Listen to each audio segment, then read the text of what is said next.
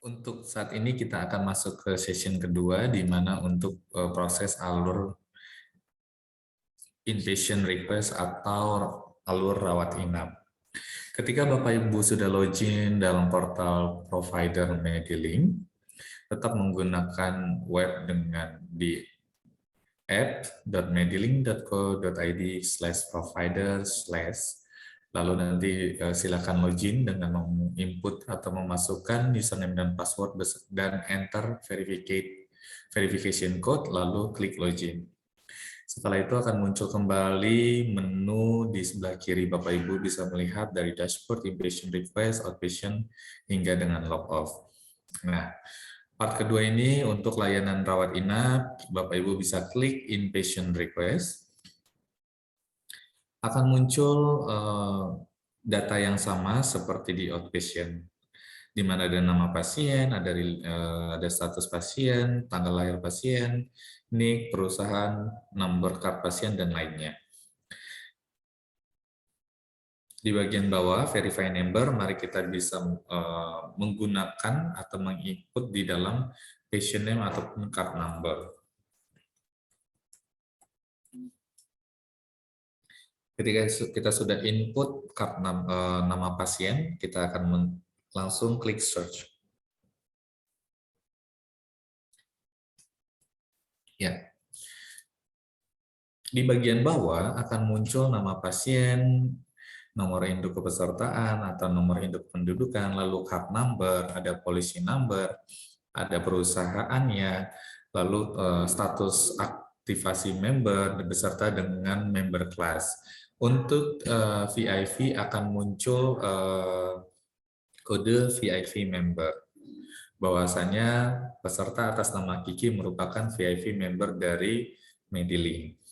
Nah, Bapak Ibu di sebagian sebelah kanan bisa lihat ini ada informasi room and beverage, di mana untuk pasien atas nama Kiki room and board.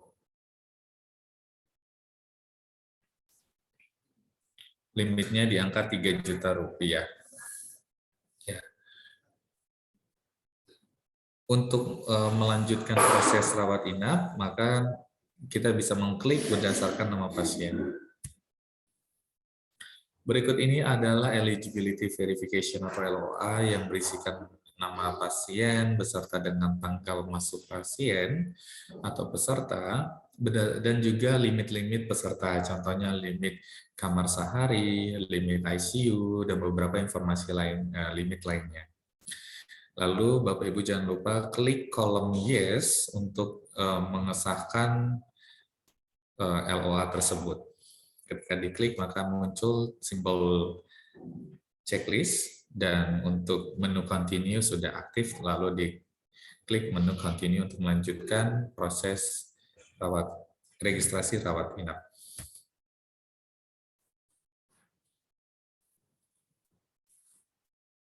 Ya, selanjutnya kita akan klik menu request.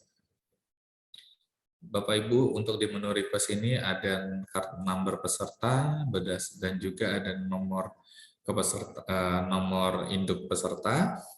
Jangan lupa Bapak Ibu klik tanggal masuk peserta, contohnya di tanggal 2 Mei 2023. Kemudian klik menu validate. Ya. Setelah itu akan muncul ada dua admission section, part 1 dan part 2, di mana yang untuk pertama kali kita proses registrasi klik admission section part 1.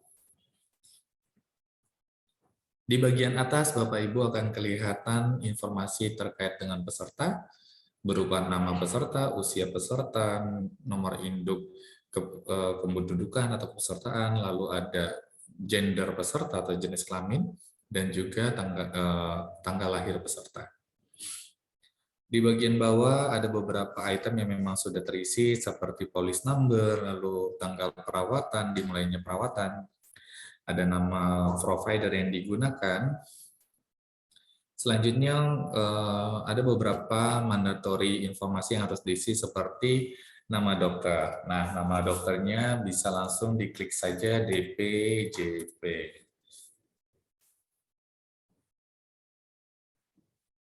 Nah, untuk request GL sendiri ini apakah di admission atau pre-admission, tinggal pilih sesuai dengan kebutuhan.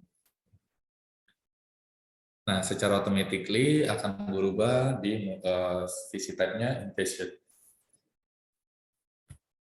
Untuk payer name code-nya nanti akan langsung Bapak Ibu sesuaikan dengan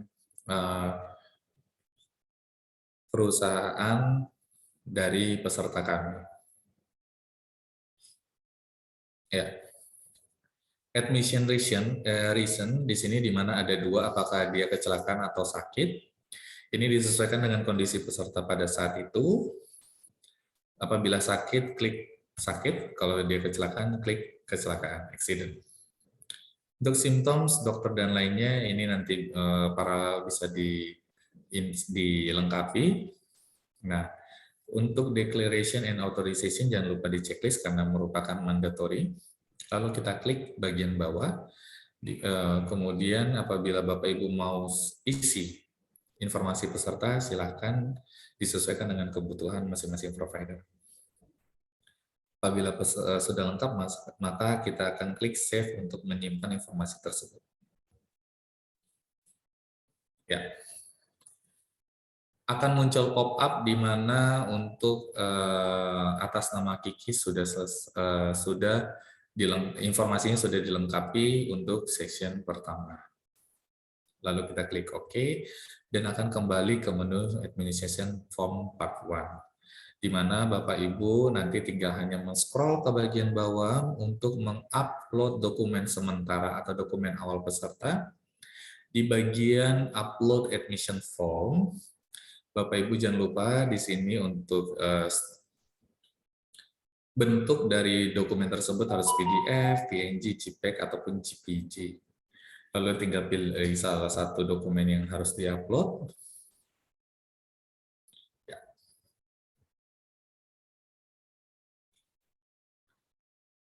Lalu apabila dokumen tersebut sudah terupload, maka langsung bisa diklik save. Apabila ada beberapa dokumen yang harus diupload, maka satu-satu dokumen harus diupload. Kembali lagi ke menu choose file. Nah, ini menyatakan bahwasannya informasi ataupun dokumennya sudah dilengkapi.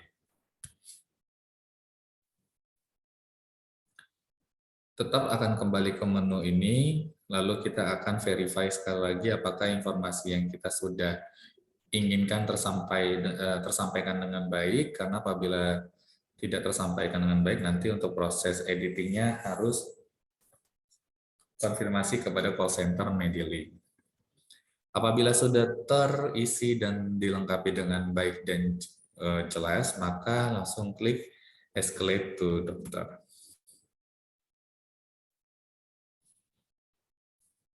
Ya.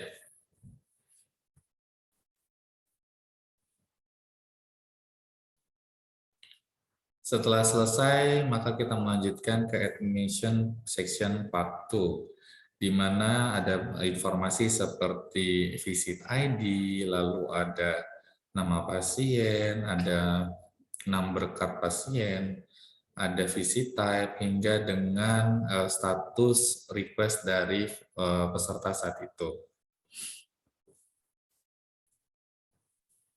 Untuk admission section 2 ini harus diisi sama dokter. Bagaimana cara mengisinya?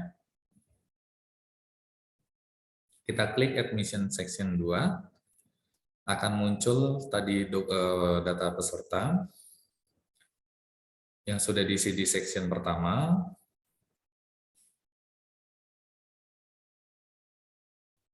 Nah, dokter harus mengisi beberapa kondisi pasien seperti contohnya symptoms, demam, pusing, ada rasa pusing, ada rasa nyeri, ada rasa mual, atau bahkan pasien tersebut sempat muntah 3 kali dalam 2 hari.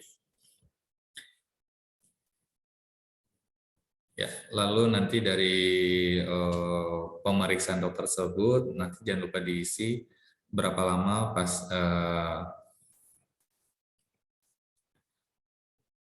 pasien merasakan sakit. Contohnya sudah dalam 2 hari sudah merasakan demam pusing mual muntah. Lalu tanggal pertama keluhan tersebut, contohnya 2 hari sebelum pasien pergi ke IGD.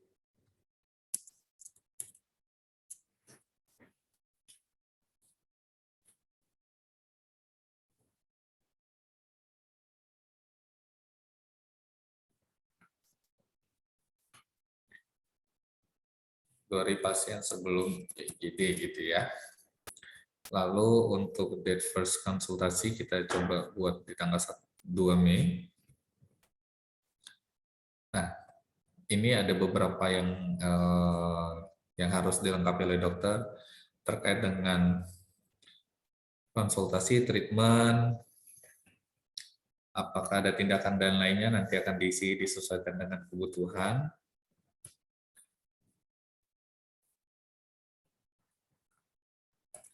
Apabila tidak ada rencana tindakan, maka nanti diisi non untuk klik admitting diagnosis, lalu dimasukkan nama diagnosanya. Kita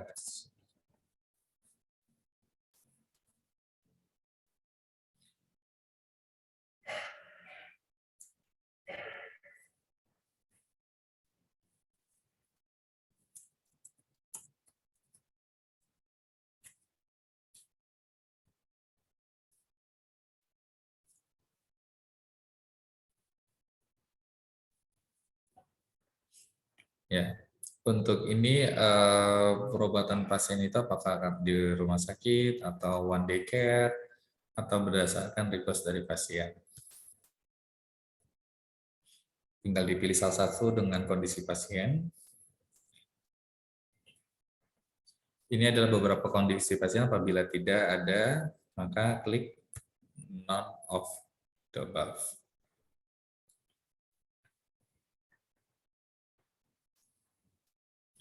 Apabila ada pemeriksaan atau tindakan, pemeriksaan penunjang ataupun tindakan, maka nanti dokter akan memberikan keterangan di nomor 12 kalau medical treatment, contohnya pemeriksaan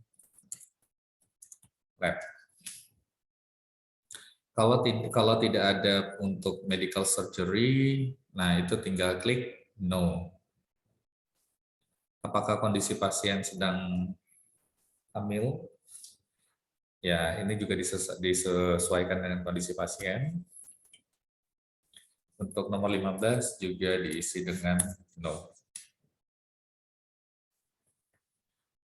Untuk kondisi pasien tidak membutuhkan operasi baik kecil, besar, ataupun sedang, maka klik no. Nah, lalu semua informasi ini harus disesuaikan dengan kondisi dan kebutuhan dari masing-masing pasien dan dokter. Apabila sudah dirasa lengkap, maka kemudian klik Save and Submit Later. Ya, untuk part ini sudah selesai.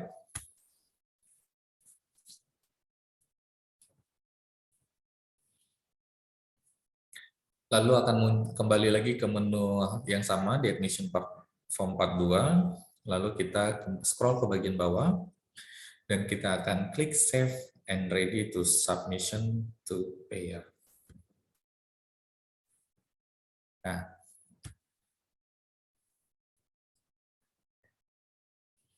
baik. Setelah admission section part 2 sudah selesai, yaitu informasi sudah dilengkapi oleh dokter DPJP, maka kembali lagi ke menu dashboard, ke menu submission.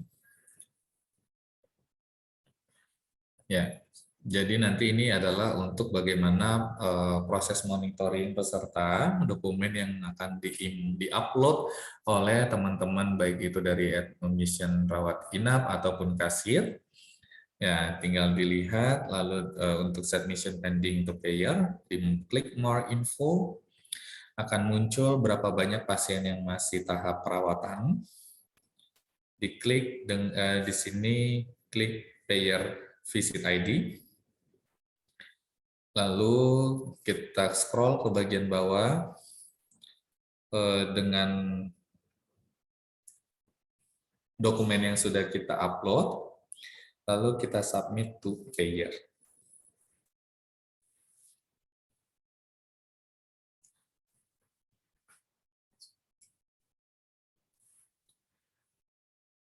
Proses ini sudah selesai untuk successful submit to payer. Kemudian secara real time,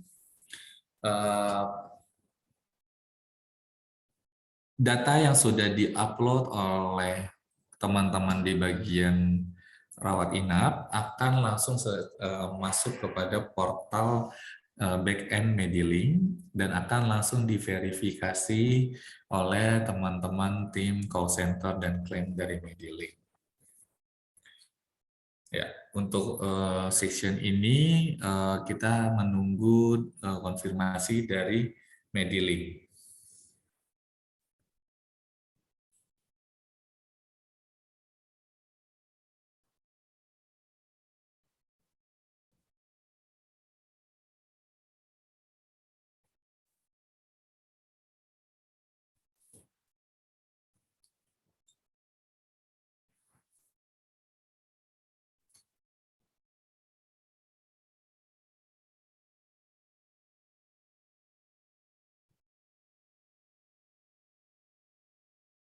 Ya, Bapak Ibu, kita bisa monitoring verifikasi dari tim Medilink dengan cara kita klik Inpatient Others dan GL to print. Ya, kita akan bisa melihat record dari verifikasi dari teman-teman Medilink. Nah, untuk atas nama peserta Kiki, untuk GL-nya, kita klik print. Berikut ini adalah tampilan dari dokumen GL, yaitu ada bagian atas ada provider, informasi terkait provider dengan nama provider, alamat, nomor telepon, berdasarkan dengan tanggal jaminan keluar, waktu jaminan keluar, hingga tanggal berlakunya hingga berapa hari berlakunya jaminan dari Medilink. Untuk bagian bawah akan muncul data kepesertaan, baik itu dari nama peserta, nomor kartu, tanggal masuk, nama dokter penanggung jawab, dan lainnya. Hingga kelihatan nilai jaminan awal yang dijaminkan oleh Medilink. Tapi untuk jaminan awal ini nantinya akan bisa di-top up secara automatically apabila dana yang sudah dikeluarkan melebihi nilai di GL awal. Nah, untuk ini teman-teman bisa di-download ataupun bisa langsung di-print sebagai dokumen klaim fisik yang akan dikirimkan kepada Medilink.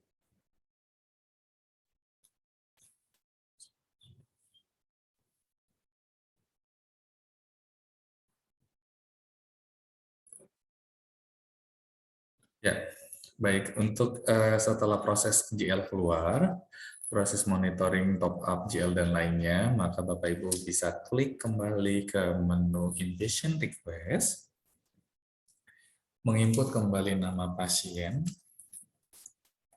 atas nama PT Gigi, kita klik search, lalu klik nama pasien kembali, akan muncul terbit LOA kembali, dan klik continue. Ya.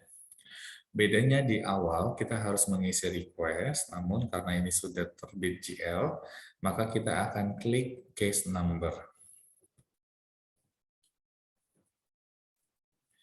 Baik, Bapak Ibu bisa melihat untuk proses admission section 1 dan admission section 2, part 2-nya sudah selesai.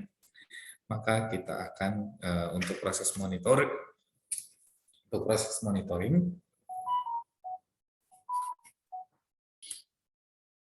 Untuk proses monitoring, Bapak Ibu bisa untuk top up GL. Ya. Ya, bedanya di sini informasi tersebut akan tampil kembali. Nanti Bapak Ibu akan mengupload dokumen-dokumen klaim, baik itu eh, penunjang diagnostik seperti lab, radiologi, dan atau mungkin informasi billing sementara. Perlu diingat di sini akan harus sesuai dengan format JPEG ataupun PDF, PNG, dan lainnya. Lalu nanti tinggal diklik save.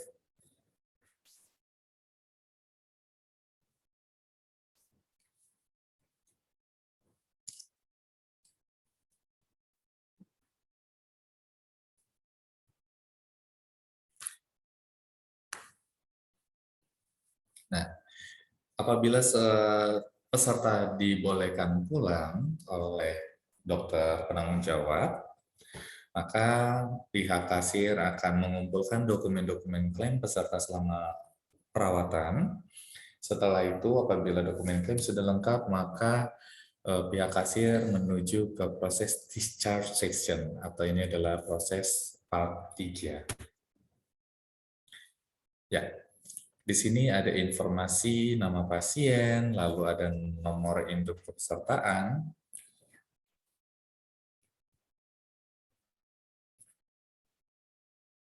Baik, untuk proses discharge pasien, Bapak Ibu boleh kembali ke menu awal, diklik dashboard, lalu klik menu discharge, dan klik more info di menu discharge section part 3. Baik, akan muncul beberapa transaksi yang terjadi di provider terkait. Berhubungan dengan atas nama peserta Kiki, maka kita akan klik visit ID di peserta atas nama Kiki. Ya, ini akan kembali muncul dokumen atau informasi terkait dengan peserta nama Kiki.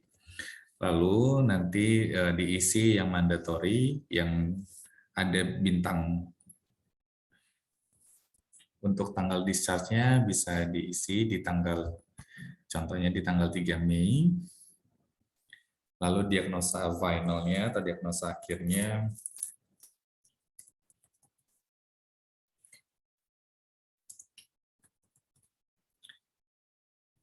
lalu sesudah untuk pengisian informasi di bawah ini juga dilengkapi sesuai dengan kebutuhan teman-teman di provider. Ketika sudah selesai dilengkapi, maka diklik menu Save and Submit.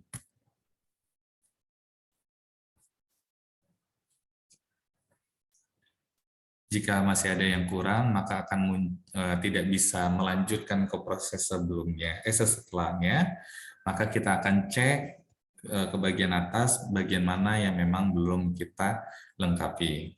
Contohnya seperti ini.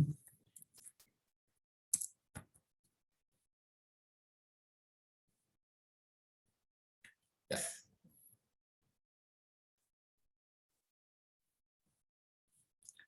Jika sudah kita cek kembali dan sudah lengkap informasinya, maka kita akan klik kembali Save and Submit. Akan muncul pop-up Escalate to Business Office Successfully, dan lalu kita klik OK.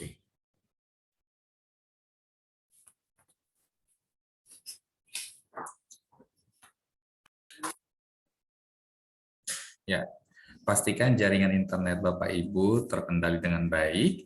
Setelah itu, maka kembali lagi informasi tersebut akan beralih menuju ke discharge section part 3. Kita klik more info.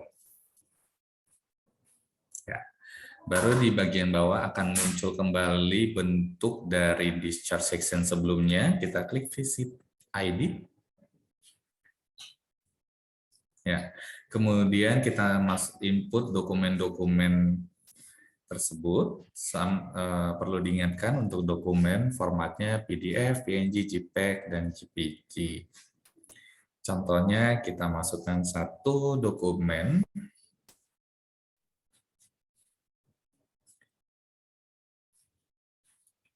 Ya, kemudian kita save and submit final bill.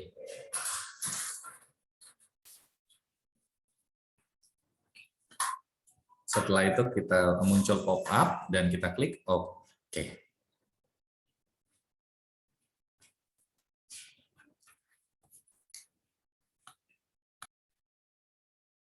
Baik, Bapak Ibu, kembali dipastikan jaringan internet Anda normal. Setelah sudah diklik Save and Print, maka akan muncul kembali menu dashboard, yaitu Bapak Ibu tinggal klik Submission Pending to Payer. Diklik kembali More Info. Setelah itu diklik kembali Visit ID. Yes, lalu terakhir Submit to Payer or Insurer. Setelah diklik ini, paralel nanti Medilink akan menerima di portal backend Medilink dan akan diproses untuk verifikasi discharge terakhir.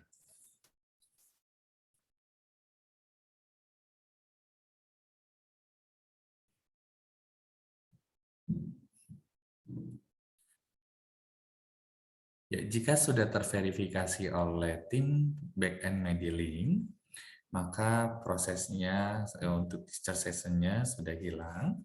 Kita bisa melihat atau tracking di bagian Inpatient Others dan klik GL to Print.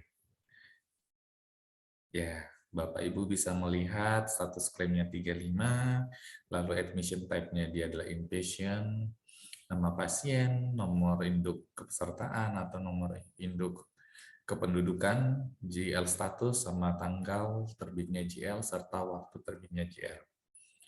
Ya, lalu Bapak Ibu klik print.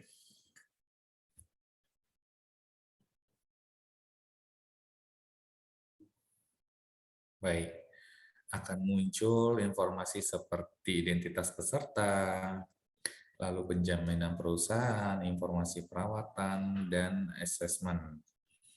Nah, di sini akan kelihatan berapa yang di total biaya hingga berapa total biaya yang di-approve atau bahkan excess yang terjadi. Di dalam layout view dokumen GL, ini ada menu download dan juga print, ini disesuaikan dengan kebutuhan dari pasien. Kami sarankan, dari rumah sakit. Kami sarankan untuk diklik download untuk menyimpan GL tersebut untuk proses pengiriman dokumen hard copy.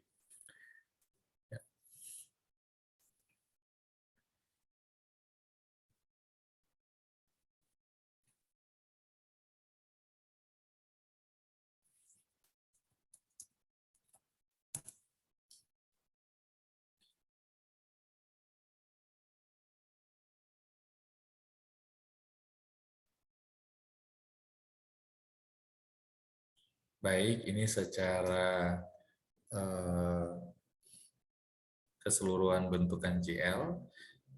Untuk lebih jelas, untuk saat ini status pasien tidak memiliki akses karena seluruh biaya ditanggung oleh Medilink. Baik, untuk proses rawat inap, ketika proses GL akhir sudah selesai, maka untuk perawatan secara sistem juga sudah selesai. Demikian ilustrasi mengenai terkait dengan proses layanan provider portal dari Medilink.